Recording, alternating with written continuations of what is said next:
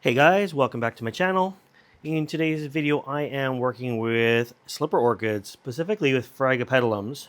I have one here, Phrag Grande, that hasn't been repotted in a couple of years, and we're going to work together on that. And I just wanted to show you my little Bessier that I got this summer, and it's got its first blooms out as well.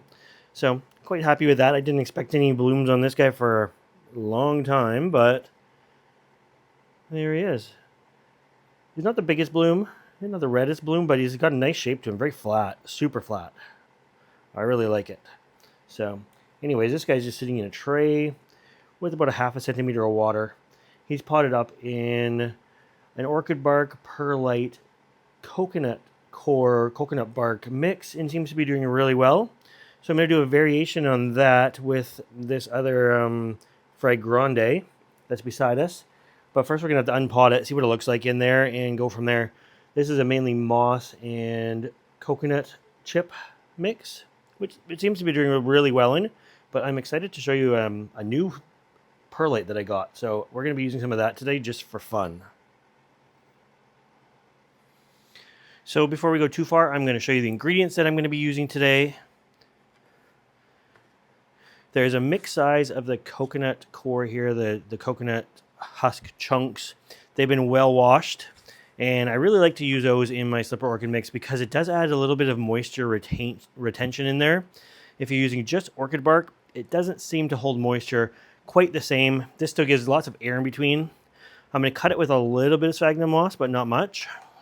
Then off camera, I have a cup of the finer orchid bark. And last but not least is my new perlite that I got. Look at the size of this stuff. It's amazing. So I'm excited to get some of this in the mix too. And I don't know, I'm just like repotting this mainly to use as perlite because it's so cool. But why don't we see what this guy looks like inside? It hasn't been repotted since 2023, so it's 2 years, so not overdue, but definitely due. I'm not going to be upgrading the pot today. I'm hoping that I can just unpot it, slip it back in. First thing we're going to do is just gently knead this out. Now the thing with these roots is they're very stiff, so they don't bend very easily. They're going to keep their shape in there, and we're going to have to pick out in between. So it looks like this was a mix of just coconut husk with maybe a top layer of sphagnum moss. Seems to have done pretty good considering it was sitting in water the whole time, like for 2 years basically. The coconut husk has stayed together pretty well. And you can see what I mean about how they just sort of keep their shape. And what we're going to try to do is clean off these roots, which all look pretty healthy. Lots of new growth tips. We're going to clean off the roots. I'm going to take it outside when I'm done here, and we're going to spray it with a hose, and I'm going to bring it back into it clean. I'm not going to take you outside today because it's raining, and you can imagine what it's going to look like spraying this with the hose. So I'm just going to gently spray it and go from there. Looks like there was a sundew growing in there. Anyway, and I'm also going to clean out the pot. We're going to try to put it back in the same pot, so I'll be right back. Okay, we are back from rinsing off. Roots definitely look really good. From the clear pot, there's like a little bit of almost algae that's growing on some of them, like from fertilizing and being under lights. These are just growing under lights, so it's nice and warm in here all the time and quite bright. Very consistent. I found it produces nice leaves when you're consistent and not out in the sunshine and stuff like that, or out in a greenhouse. So the plan now is just to make a mix up. I'll see what I can do here. I was really happy with the way the coconut husk turned out for growing it. I wasn't quite as happy with it. Only lasted for a couple of years, but I guess that's true for any of the orchid mediums right now. So let's see. I'm going to need some of that. I want some of that in there. I don't know if that's loud on the camera. It's like really loud stuff. I'm going to need some of this. I don't believe that the perlite itself holds enough moisture for the way I grow these plants. So I do kind of slack off, and I'm not always there to be pouring water down them. So if it's too much of an inorganic mix, I find for me, it just doesn't stay wet enough. So we're going to use all of that coconut husk. Use a little bit of bark just to make it not quite so airy. The bark's going to go, the fine bark's going to go in between the pieces a little bit and make it not quite so open and airy. And then last but not least is going to be some sphagnum moss. This is pre-wetted, and I'm not going to use it all, but I do want to chop up a little bit to go through it. Again, this is going to depend on your watering style. It's just going to help wick water up from the bottom. Keep it a little bit more moist in there. So that looks pretty good. Let's see if we can move the camera. I zoomed in so fast and then it wasn't lined up. So we're going to go with a mix that looks something like that. Quite big and open, I will say. Some large chunks in there, some small chunks. I don't know how this perlite's really going to work over long term, but I was just like, saw it and I had to have it. Now, as I said, we're not going to disturb the roots of this if we can help it. I want to slip it right back in the same pot with as minimal disruption as possible. I give the pot just a quick spray out with the hose as well. The roots have pretty much gone right to the bottom. You can almost see like the grooves where it's conformed a bit. I'm going to do one little layer of something down there just so it's not pressing against the pot itself anymore. Something like this.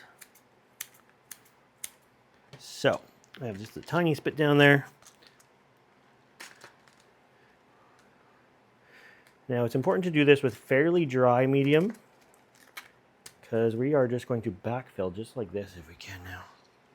So it just sits in there just perfectly like it was. I love it when the orchids don't need an upgrade for the pots. They just need new potting medium. So it's literally like hovering in there right now. And I'm going to slowly start to fill it back in. Hopefully this is going to give minimal disruption to the roots at all. They're barely going to know anything happened.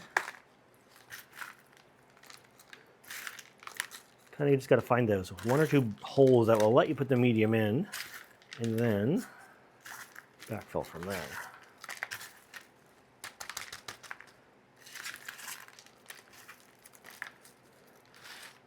I find with these guys, if the mix has too much sphagnum moss in, it unless the pot is really tiny, they don't do so well.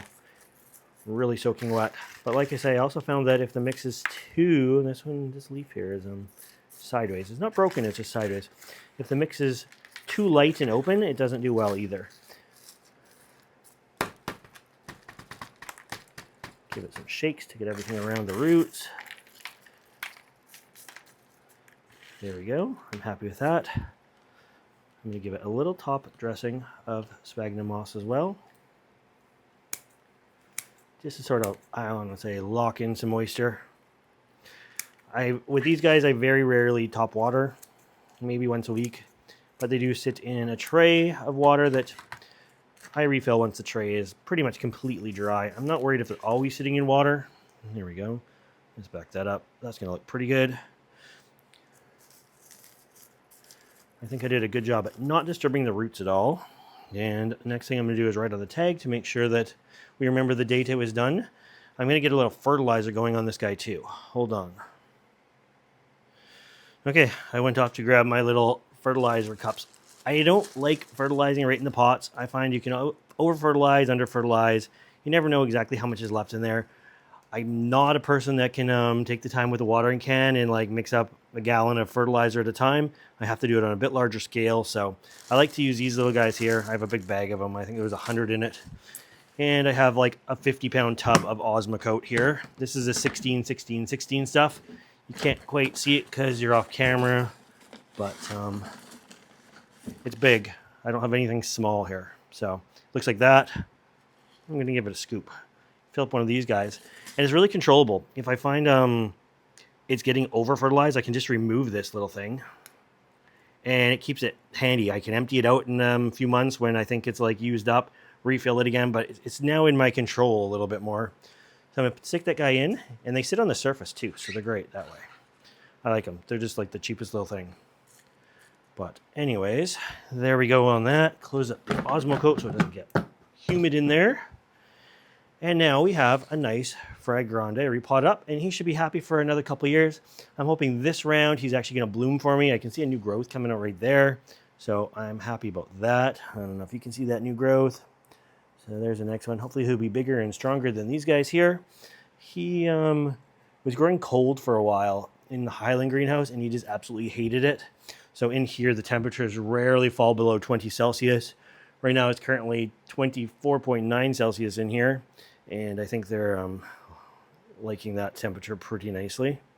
So anyways, if you like this video and you want to see more videos like this, make sure you subscribe to my channel. And as always, thanks for watching.